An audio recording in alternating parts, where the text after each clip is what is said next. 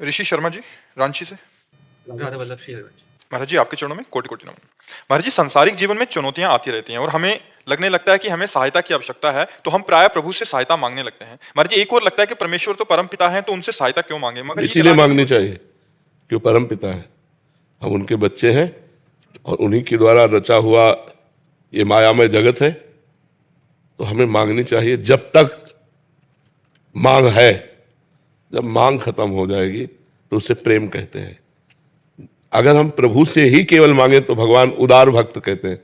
गीता जी में उत्तर दिया अर्जुन जी की जिज्ञासा से कि आर्त भक्त जो अपनी संकट निवृत्ति करना चाहता है, अर्थार्थी भक्त जो संपत्ति प्राप्त करना चाहता है, जिज्ञासु भक्त जो भगवान को जानना चाहता है, और ज्ञानी भक्त जो भगवान को जान चुका है।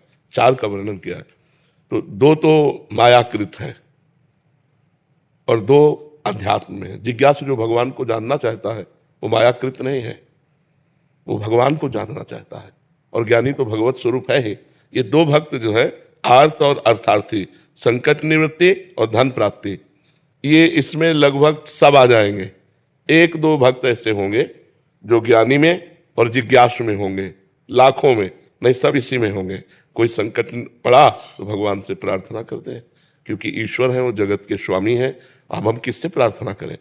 जो संकट निवृत्ति के लिए संसारी पुरुषों का आश्रय लेता है वो तो अपने आप को खो रहा है। जो संकट निवृत्ति के लिए भगवान का आश्रय ले रहा है वो अपने आप को जगा रहा है, क्योंकि भगवान संकट निवृत्ति भी करेंगे और हमारे हृदय में भक्ति भी पैदा करेंगे। मनुष्य जीवन कोई ऐसा नहीं है जिसके जीवन में संकट ना आते हो। एक बार परम ऋषि दुर्वासा को दुर्योधन ने 4 महीने सेवा करके चतुर्मास प्रसन्न किया। तो दुर्वासा जी बड़े सिद्ध महापुरुष हैं और शाप और वरदान देने में समर्थ है और क्रोधी भी है, प्रसिद्ध है, क्रोध में प्रसिद्ध है। एक क्षण में गुस्सा आ जाए ऐसे हैं वो। तो उनको प्रसन्न कर लेना बड़ा कठिन था, पर दुर्योधन ने कर लिया।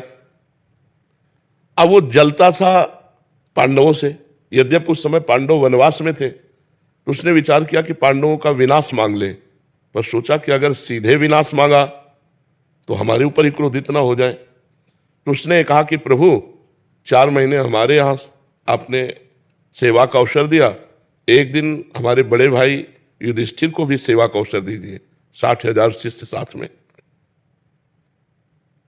पर ऐसे समय में जाइए जिस समय द्रौपदी ने सूर्य के द्वारा दी हुई बटलोई से प्रसाद पा लिया हो।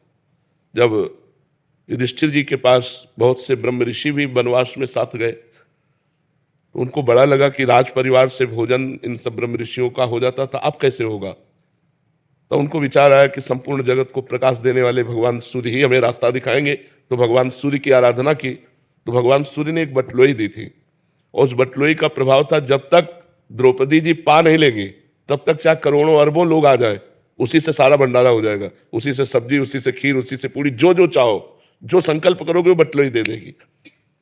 तो अगर बटलोई में द्रौपदी ना पाए और फिर इसी आ जाए 60,000 सहित तो पा लेंगे। तो दुर्योधन ने शर्त रख दी कि जब द्रौपदी बटलोई में पा ले, धो के रख दे, तब आप पहुंचिए और हमारे भाई का सेवा स्वीकार कीजिए। उसने बड़ी गणित लगाई थी कि जब जाएंगे तो आखिरकार निमंत्रण देना ही पड़ेगा। ऋषि आए हैं कि आओ महाराज पाओ। अब 60,000 के लिए तुरंत तो कंदमूल फल भी नहीं हो सकता, वो खवा पाएंगे नहीं, ये साप दे देंगे, वो नष्ट हो जाएंगे।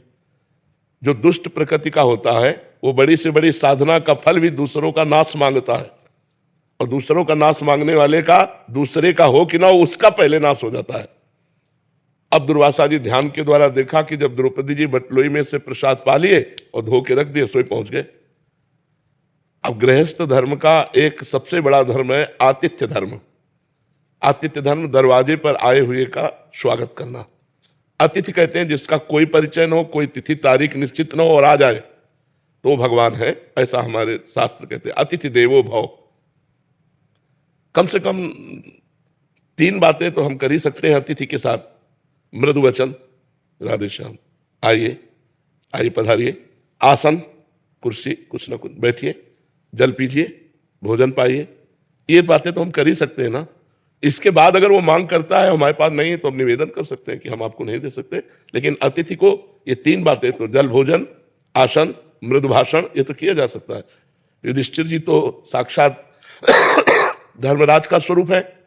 उन्होंने प्रणाम किया सब ऋषियों को और कहा आइए आतिथ्य स्वीकार कीजिए। तो उन्होंने कहा हाँ, मैं यमुना स्नान करके आता हूं, तुम व्यवस्था करो। अब 60,000 ऋषियों की व्यवस्था। तो द्रौपदी से पूछा आपने पा लिया? उन्होंने कहा पा लिया। वो मूर्छित होकर गिर गए। द्रौपदी जी ने उनको चेतना लाई, बोले क्या हो गया?